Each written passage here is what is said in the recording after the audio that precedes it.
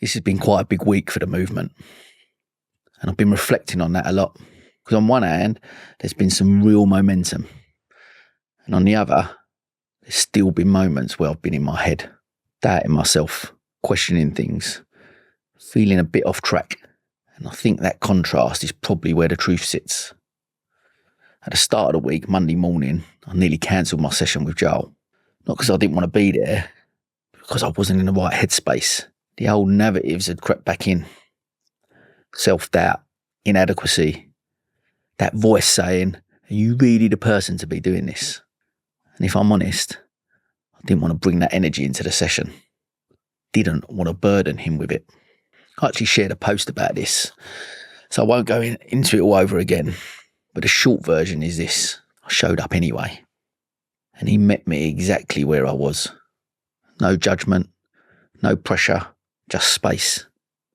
By the end of it, I felt lighter, clearer, more grounded. What really stayed with me wasn't just the session. It was what came after. On the drive home, I had a bit of a realisation. It's not just Joel. When I really stopped and looked round, I've got an army of people in my corner. People who check in, people who listen, people believe in me. Probably sometimes more than I believe in myself.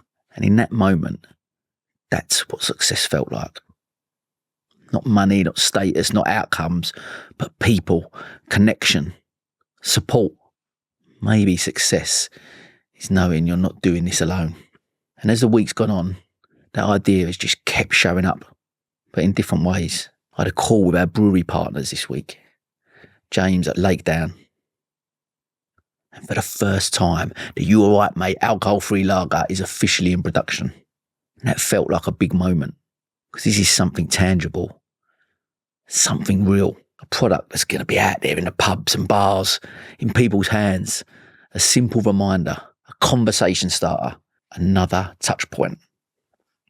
I've already had some amazing conversations with local pubs and bars who are open to stocking it, and the brewery are fully behind it. And it made me think, we are starting small, but we are starting. As Mark Conway said to me on the podcast recently, this is one of our pebbles dropped into the pond, and hopefully it creates some ripples, because the reality is simple.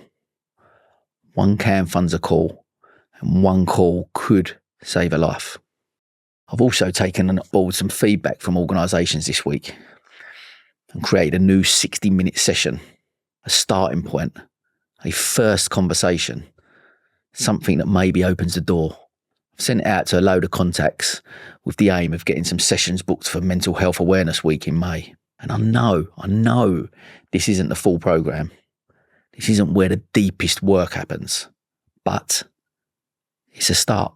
And if it gets someone to pause, to reflect, to think differently about success, then it matters. I also recorded a solo podcast episode this week in response to Louis Theroux Inside the Manosphere, sharing my thoughts on toxic masculinity and why this work, especially in schools, feels more important than ever.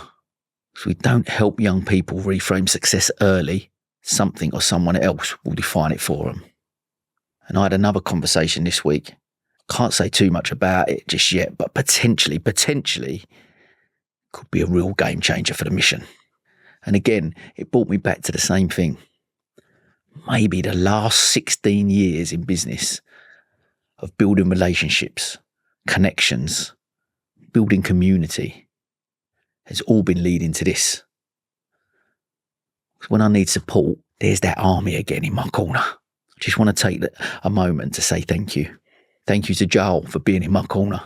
Also to my good friend Rob Starr, who bought me this jumper that I'm wearing.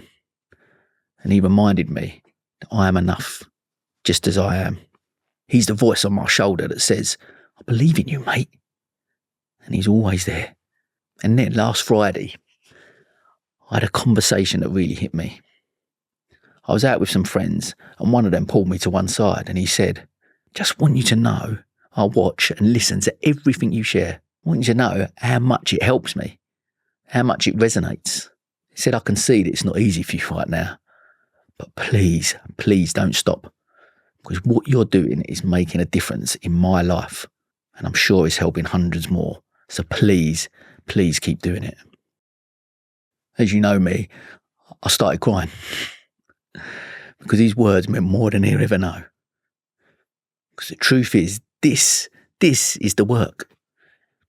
If my voice, if this message I'm sharing can help just one person, maybe the mission is already a success. Maybe I am enough. Maybe what I've already done is enough. But if I'm honest, those words didn't slow me down.